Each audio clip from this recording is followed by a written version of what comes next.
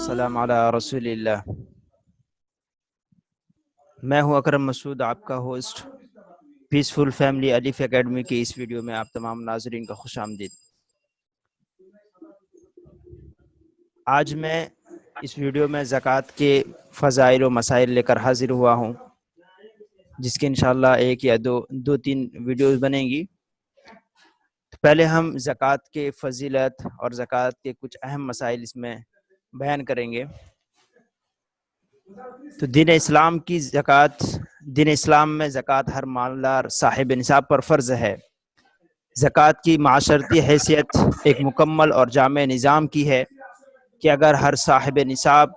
زکوٰۃ دینا شروع کر دے تو مسلمان معاشی طور پر خوشحال ہو سکتے ہیں اور اس قابل ہو سکتے ہیں کہ کسی غیر سے قرض کی بھیک نہ مانگے، اور زکوٰۃ ادا کرنے کی وجہ سے بحیثیت مجموعی مسلمان سود کی لعنت سے بچ سکتے ہیں۔ قرآن کریم میں اللہ تبارک و تعالیٰ نے تقریباً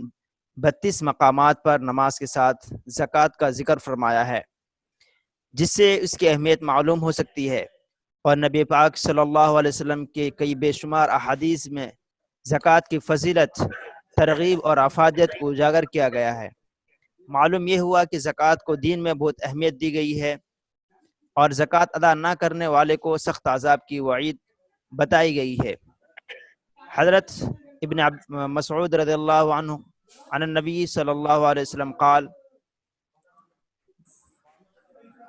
ما من رجل لا يؤدى زكاة ماله إلا جعل الله يوم القيامة في عنقه شجاعا ولا يحسبن الذين يبخلون بما آتاهم الله من فضله۔ حضرت عبداللہ بن مسعود رضی اللہ تعالی عنہ آپ علیہ السلام کا ارشاد نقل فرماتے ہیں کہ جو شخص اپنے مال کی زکوٰۃ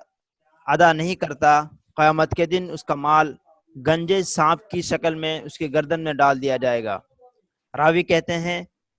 کہ پھر آپ صلی اللہ علیہ وسلم نے قرآن پاک کی آیت کا مصداق ہمیں سمجھایا، اور یہ آیت تلاوت کی، جس کا ترجمہ یہ ہے کہ ہرگز خیال نہ کریں ایسے لوگ جو ایسی چیز میں بخل کرتے ہیں جو اللہ نے ان کو اپنے فضل سے دی ہے۔ یہ بات کچھ ان لوگوں کے لیے اچھی ہوگی، بلکہ یہ بات ان کی بہت بری ہے۔ وہ لوگ قیامت کے روز توق پہنا دیے جائیں گے اس کا جس میں انہوں نے بخل کیا تھا۔ تو سامعین، اب میں مولانا امتیاز صاحب سے میں درخواست کرتا ہوں کہ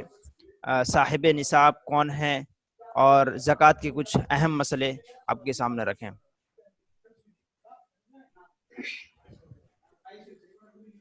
سب سے پہلا سوال یہ کہ صاحب نصاب کون ہے،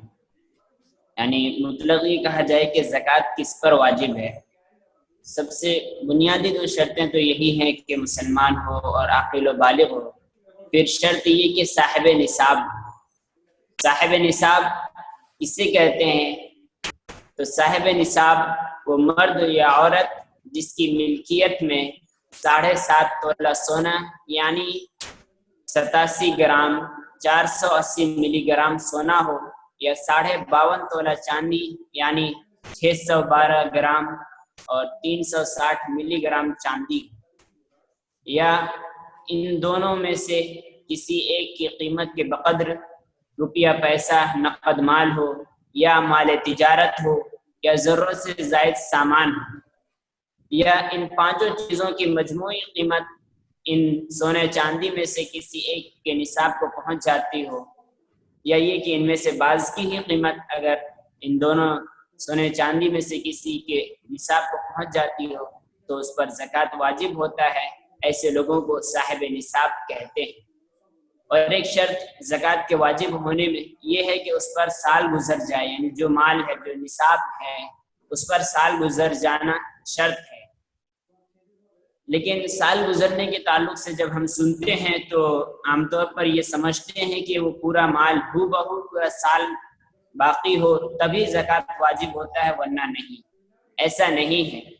اگر آج جیسا کہ 17 رمضان ہے، اگر میرے پاس آج 80 لاکھ روپے آتے ہیں، پھر بیچ میں کم ہو جاتے ہیں یا زیادہ ہو جاتے ہیں، اس سے اس میں کوئی فرق نہیں پڑتا۔ پھر دیکھا جائے گا کہ لاسٹ میں جب سال مکمل ہو رہا ہے تب میرے پاس کتنا مال موجود ہے۔ اگر 80 سے کم ہے لیکن نصاب کے بقدر ہے، نصاب کو پہنچ رہا ہے، تو جتنا ہے اس پر زکوٰۃ واجب ہوگی. اور اگر 80 تھے، پھر میرے پاس 20 لاکھ اور آ گئے، تو پھر میرے پاس صرف 80 نہیں بلکہ پورے 100 لاکھ پر میرے زکوٰۃ واجب ہو جائیں گے. ضروری نہیں کہ بیچ میں جو بھی مال آ رہا ہو اس پر سال گزر رہے. یہ تو زکوٰۃ واجب ہونے کی شرطیں تھیں. پھر زکوٰۃ کے تعلق سے کچھ اہم مسائل ہیں جو کہ اکثر پیش آتے ہیں، انہیں بھی بیان کر دینا میں ضروری سمجھتا ہوں. جیسے کہ اگر کسی کی آمدنی اچھی خاصی ہے لیکن وہ مقروض ہے، قرض لیا ہوا ہے، اور خرچہ زیادہ ہونے کی وجہ سے وہ قرض ادا نہیں کر پا رہا ہے، تو ایسے شخص پر زکوٰۃ واجب نہیں ہوتی ہے. اسی طرح کسی کی آمدنی تو معقول ہے اور قرض وغیرہ بھی نہیں، قرض لے کر بھی نہیں ہے، لیکن مسئلہ یہ ہے کہ سال بھر اس کے پاس نصاب کے بقدر پیسہ جمع ہی نہیں ہوتا ہے، بلکہ خرچ کرتے کرتے ختم ہو جاتا ہے، نصاب کے بقدر اس کے پاس مال کبھی رہا ہی نہیں، تو ایسے شخص پر بھی زکوٰۃ واجب نہیں ہوتا. نمبر 3، ایک مسئلہ یہ ہے کہ اگر کسی نے کسی کو ادھار دیا اور ادھار رقم اتنی تھی کہ وہ رقم نصاب کے بقدر تھی، یعنی سونا یا چاندی کسی کی بھی نصاب کو پہنچ جا رہے تھے، اس کی قیمت کے بقدر ہو جا رہی تھی، تو جب وہ مال وصول کرے گا تو اس پر زکوٰۃ اس کی بھی واجب ہوگی. اور اگر چونکہ ایک بہت ہی لمبی اور بڑی مقدار کی قرض دے رکھا ہے، اس کو ادا کرنے میں، اس کو وصول کرنے میں کئی سال گزر گئے، تو گزشتہ جتنے سال بھی اس کے پاس قرض لے کر رہا، قرض دوسرے کے پاس وہ پیسہ رہا، تو گزشتہ تمام سالوں کی زکوٰۃ اس پر واجب ہو جاتی ہے. اسی طرح اگر کوئی شاگرد ہے اور اس کے استاد صاحب غریب ہیں اور شاگرد مالدار ہیں، تو یہ نہیں سمجھنا چاہیے کہ شاگرد اپنے استاذ کو زکوٰۃ نہیں دے سکتا، بلکہ اپنے استاذ اگر وہ مستحق ہیں تو ان کو زکوٰۃ دینے میں کوئی حرج نہیں، بلکہ دوسروں کو دینے کے مقابل میں اپنے استاذ کو دینا ہی زیادہ افضل ہے. اور اسی طرح مردے کے ایصال ثواب کے لیے زکوٰۃ کے مال غریبوں کو دینا جائز نہیں ہے. یعنی اس میں جیسے کہ میرے دادا جان گزر گئے، اگر میں چاہوں کہ میں اپنی زکوٰۃ کا مال ان کے ایصال ثواب کے لیے دوں تو یہ جائز نہیں ہے. اگر مجھے ان کے ایصال ثواب کے لیے کچھ دینا ہے تو صدقہ وغیرہ دینا چاہیے، اپنی زکوٰۃ سے کسی کو ایصال ثواب نہیں پہنچتا. اسی طرح باپ اور بیٹے مل کر کما رہے ہوں اور تمام کے تمام پیسے باپ اپنے پاس رکھتے ہوں اور خود سے ہی اس پیسے کو خرچ کرتے ہوں، تو زکوٰۃ صرف اور صرف باپ پر فرض ہوگا، واجب ہوگا، بیٹے پر نہیں. لیکن اگر مال کو تقسیم کر لیتے ہوں، دونوں کے پاس آدھا آدھا مال رہتا ہو اور دونوں کے پاس اتنا مال ہو جاتا ہو کہ جو نصاب کو پہنچ جاتا ہے، تو دونوں پر علیحدہ علیحدہ زکوٰۃ واجب ہوگی. اسی طرح سوال یہ کہ زکوٰۃ باپ کو دے سکتے ہیں یا نہیں، ماں کو دے سکتے ہیں یا نہیں، بیٹوں کو دے سکتے ہیں یا نہیں. اس تعلق سے تین اصول ہیں جن کو ہم زکوٰۃ نہیں دے سکتے. پہلا وہ جن کو ہم اصول کہتے ہیں، یعنی ماں ہو، باپ ہو، دادا ہو، دادی ہو، نانا ہو، نانی ہو، یعنی جن سے ہم وجود میں آئے ہیں، جن کے ذریعے سے ہم وجود میں آئے ہیں، ان کو ہم زکوٰۃ نہیں دے سکتے. اور دوسرا فروع، یعنی جو ہم سے وجود میں آیا ہے، جو ہم سے پیدا ہوا، یعنی بیٹا ہے، بیٹی ہے، اسی طرح پوتا ہے، پوتی ہے، اس طرح نیچے پڑ پوتا، پڑ پوتی، ان نواسا، نواسی، ان کو ہم زکوٰۃ نہیں دے سکتے، ان کو فروع کہا جاتا ہے. تیسرا جو ہے وہ زوجین آپس میں ایک دوسرے کو زکوٰۃ نہیں دے سکتے، یعنی میاں اپنے بیوی کو اور شوہر اپنے بیوی کو اور بیوی اپنے شوہر کو زکوٰۃ نہیں دے سکتے ہیں. اور ایک یہ ہے کہ ایک نابالغ ہے لیکن اس کے پاس نصاب کے بقدر مال موجود ہے، اس کو چونکہ بچوں کو بہت کچھ ملتا ہے، تو اگر کسی کو نابالغ کو اتنے پیسے مل جائے یا اتنے سامان، کوئی لڑکی ہو تو زیورات کے روپ میں سب چیزیں مل جائے جو کہ نصاب کے بقدر ہو جاتا ہو، تو اگر وہ اس کے مالک وہ خود لڑکی ہے یا نابالغ ہے جبکہ وہ نابالغ ہے تو نابالغ پر کوئی زکوٰۃ نہیں ہے، اگرچہ کہ اس کا مال نصاب سے کئی گنا زیادہ ہو جائے۔ اسی طرح اگر کوئی زکوٰۃ کے مال کو اکٹھا کر کے اس سے مکانات بنوائے اور پھر ان مکانات کو مستحقین میں تقسیم کر دیتا ہے، حال یہ ہے کہ ان مکانات کا مستحقین کو بالکل مکمل طور پر مالک بنا دے، یعنی ان کے نام پر رجسٹر کر دے، ان کو مالک بنا دے، تو زکوٰۃ اس سے بھی ادا ہو جاتی ہے۔ اور اگر کسی نے کوئی رقم کسی غریب کو دیا، پھر جبکہ اس نے زکوٰۃ کی نیت نہیں کی، اور حال یہ ہے کہ اس غریب نے اس مال کو خرچ کر لیا، پھر وہ چاہتا ہے کہ اس مال کو زکوٰۃ میں شمار کر لے، تو اس کو زکوٰۃ میں شمار نہیں کیا جا سکتا۔ اگر زکوٰۃ کی نیت شروع سے ہی ہو، یا یہ کہ اس کو مال ابھی دیا ہی تھا، اس نے ابھی خرچ نہیں کیا، اتنے میں ہم زکوٰۃ کی نیت کر لیں، تو پھر اس سے زکوٰۃ کی نیت کر سکتے ہیں، اس میں کوئی حرج نہیں۔ اور اگر کہیں ہم نے پیسے جمع کر کے، جیسے آج کے دور میں ہم پیسے جمع کر کے رکھتے ہیں کھاتوں میں،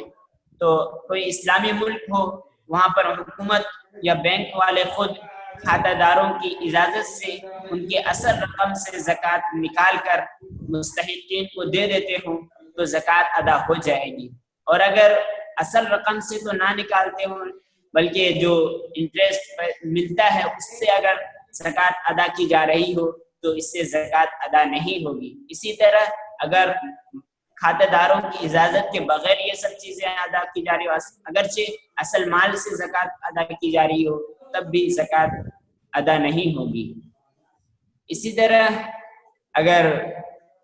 بیوی صاحب نصاب ہے تو سوال یہ ہے کہ شوہر پر یہ زکوٰۃ واجب ہوگی یا بیوی پر؟ تو چونکہ صاحب نصاب بیوی ہے تو بیوی پر ہی زکوٰۃ واجب ہوگی۔ اگر صرف زیورات کے روپ میں ان کے پاس ہے اور ان کے پاس نقد پیسہ نہیں ہے تو وہ کس طرح ادا کریں؟ تو اگر وہ اپنے شوہر سے قرض لے سکتے ہیں یا کہیں سے بھی پیسے اگر لے سکتے ہیں تو پیسے لے کر زکوٰۃ ادا کریں۔ اگر ایسی کوئی صورت نہیں ہے تو ان کے لیے ضروری ہے کہ وہ اپنے زیورات میں سے کچھ زیورات جس سے زکوٰۃ ادا ہو سکے ان کو بیچ کر ان کی رقم یا وہ زیورات جو جتنے مقدار میں زکوٰۃ واجب ہو رہی ہو اتنی مقدار میں زیورات ہی زکوٰۃ میں ادا کر دیں۔ اور اگر کوئی پلاٹ خریدتا ہے یا زمین خریدتا ہے تجارت کی غرض سے کہ میں اسے بیچوں گا، تو اس پر بھی زکوٰۃ واجب ہوتی ہے، کیونکہ یہ بھی ایک طرح سامان تجارت ہے، ان پر بھی زکوٰۃ واجب ہے۔ اور اگر کوئی پلاٹ خریدتے وقت یا زمین خریدتے وقت نیت تو نہیں تھی فروخت کرنے کی، بلکہ نیت تھی خود رہنے کی یا گھر بنانے کی اس نے اپنے لیے، تو پھر اس پر زکوٰۃ نہیں ہے۔ لیکن جب وہ زمین بغیر تجارت کے نیت کے خرید لیا، پھر بعد میں اس کا ارادہ ہوا کہ زمین کو بیچ دوں گا، تو صرف اس وقت ارادہ کرنے سے وہ سامان تجارت شامل نہیں ہوگا، اس پر زکوٰۃ نہیں ہوگی، جب تک کہ وہ اس زمین کو بیچے گا نہیں اس پر زکوٰۃ واجب نہیں ہوگی۔ اسی طرح اگر آج کے دور میں جیسے حکومت کی طرف سے ٹیکس لیے جاتے ہیں، اگر کوئی ٹیکس دے کر یہ سمجھتا ہے کہ اس سے میری زکوٰۃ ادا ہو جائے گی تو یہ بھی مسئلہ ایسا نہیں ہے، کیونکہ یہ ٹیکس جو ہے یہ گورنمنٹ کی طرف سے، حکومت کی طرف سے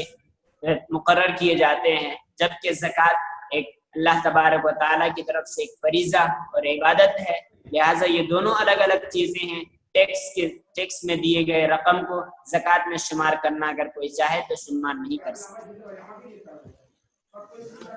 جی ماشاء اللہ، مولانا امتیاز نے بہت ہی اچھے انداز سے زکوٰۃ کے مسائل کو بیان کیے ہیں۔ انشاءاللہ ہم پھر دوبارہ اور ایک ویڈیو بنائیں گے زکوٰۃ کے اوپر جس میں سوال و جواب اور بھی رہیں گے، تو جو بھی صاحب نصاب ہیں وہ زکوٰۃ دیں، ادا کریں، تاکہ امت مسلمہ جو ہے سود کی لعنت سے بچ سکیں، امت مسلمہ دوسروں سے بھیک یا قرض لینے سے بچ سکیں۔ بس دیجیے ہمیں اجازت۔ السلام علیکم ورحمۃ اللہ وبرکاتہ۔ وعلیکم السلام ورحمۃ اللہ۔